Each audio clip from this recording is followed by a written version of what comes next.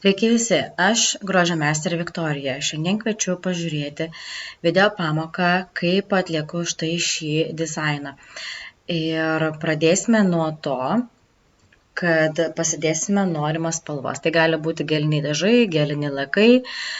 Pasidėsime taip pat gelio skaidraus, arba tai gali būti poligelis. Gelis yra šiek tiek skaidresnis, todėl renkuosi jį šiuo metu. Tačiau poligelis irgi taip pat tinka. Pasiruošime blizgučius, kuriuos naudosiu, susimaišome pasirinktas spalvas su mūsų geliu ar poligeliu ir pradedame. Tai nagučiai jau yra paruošti, manikiūras padarytas, bazė užtepta ir šiek tiek uždėjus skaidrios bazės uždedu blizgučių kutikulio zonoje ant keletos pirštukų. Ten, kur man norisi. Tai aš dažniausiai miksuoju 3 rūšių blizgučius, kai dedu kutikulio zonoje ir norėdama būtent išgauti tam tikrą blizgumą, man tai labai patinka tas efektas. Tuomet pasiemu viršutinę formelę ir įsidedu balto poligelio ir toliau dėlioju jau sumaišytą gelį į vidų. Tai miksuoju kartu esančias spalvas, dedu įvairiose skirtingose vietose, iki pat galiuko ar iki kokio ilgio jums norisi, ar ne? Tai dedu tiesiog kaip man norisi į vieną, į kitą vietą. Šičia nedarau jokių barjerų, tiesiog dedu, kad būtų spalvos tokios ir švelniai perinančios ir kai mane rezultatas tenkina, dedu ant nagučio.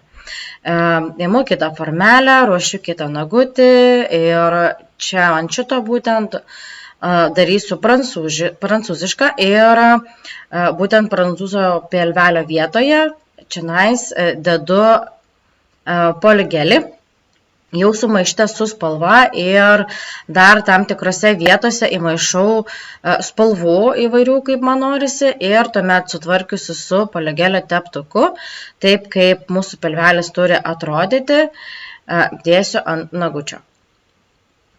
Tuomet ruošiu kitą nagutį, čia tiesiog dėsiu baltą poligelį, tiesiog paprastai pasiruošiu baltą pilvelį ir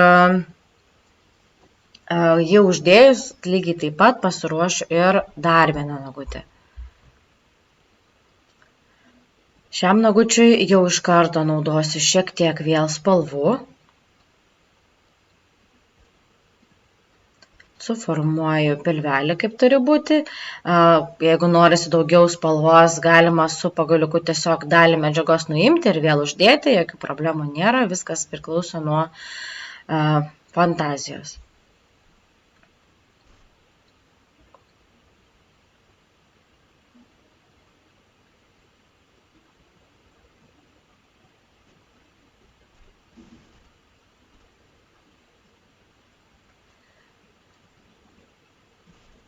Čia ruošiuosi jau sekantį nagutį, darysiu tokį kaip švelnesnį perėjimą, tačiau čionais jau darysiu šiek tiek ir barjero, atskirsiu baltą dalį nuo spalvotos dalies su blizgiu geliu, tai skaidrų gelių sumaišiau su chromo dulkėmis, kad būtų tas toksai gražus auksinis blizgėjimas ir čia šiuo atveju dedu įvairias spalvas vėl įvairiose vietose, jų papildomai neatskirdama. Kai jau esu užsidėjusi visus savo nagučius, 3 nagus, kuriuos darysiu būtent tokio dizaino, kaip įlietas prancūzas, aš apsidildžiuoju savo šypseną, nusidažau su juodais dažais bortelį, tam, kad būtų gražus įrėminimas. Ir dėsiu į lempą stingdyti. Tuomet pasiemu štai tokį klipsiuką, uždedu formelę, prisitvirtinu tą formelę, apsukus pirštą, čia jau kursime gryną vitražą. Tai šiek tiek įsidėjus į formelę spalvos, palei jau mūsų kontūrą, užsidedame, prisistingdome, vėl prisitvirtinam ir jau po truputėlį dėliosime spalvas skirtingose vietose ir kiekvieną sekciją pristingdysime. Tai šiuo atveju poligėlis stingsta greičiau, dėl to gal net ir geriau būtų daryti su poligėliu, tačiau aš norėjau skaidresnio rezultato, dėl to rinkausi gelį ir palaikyti po lempute reikėdavo ilgiau. Ir kiekvieną sekciją atskiriu pratepusi ryškesnė spalva ir uždėjusi blizgučių taip pat kontūrą. Ir į kiekvieną tą kontūrą būtent atskiriu su tamsia spalva. Tai šiuo atveju naudoju juodą ir auksinę spalvą, kurią esu pasiruošusi.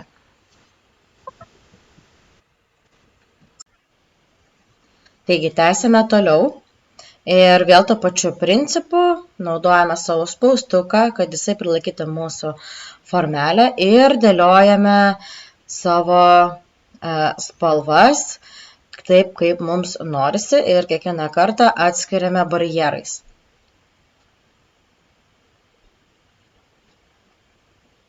Visą laiką turime gerai apstingdyti, ypač pradinį mūsų pridėtą galiuko pradžią, tą būtent ir prilaikyti netgi iš apačios. Nesvarbu, kad spaustukas laiko, tačiau jis taip pat gali nuslysti. Tai turime vis tiek prilaikyti ir švelniai elgtis. Kai jau viskas pristingdyta, apžiūrime, ar netrūksta medžiagos iš apačios. Jeigu trūksta, pertepiama skaidriu geliu arba poligeliu, tam, kad nekeistų mūsų atspalvio, bet sutvirtintų mūsų nagučius. Atliekame dildžiavimą ir štai turime tokį rezultatą. Tai jeigu jums patinka, kviečiu toliau sekti mano paskyrą, pafollowinti mane Instagrame dėl daugiau patarimų. Ir ačiū labai, kad žiūrėjote ir susitiksime kitą kartą.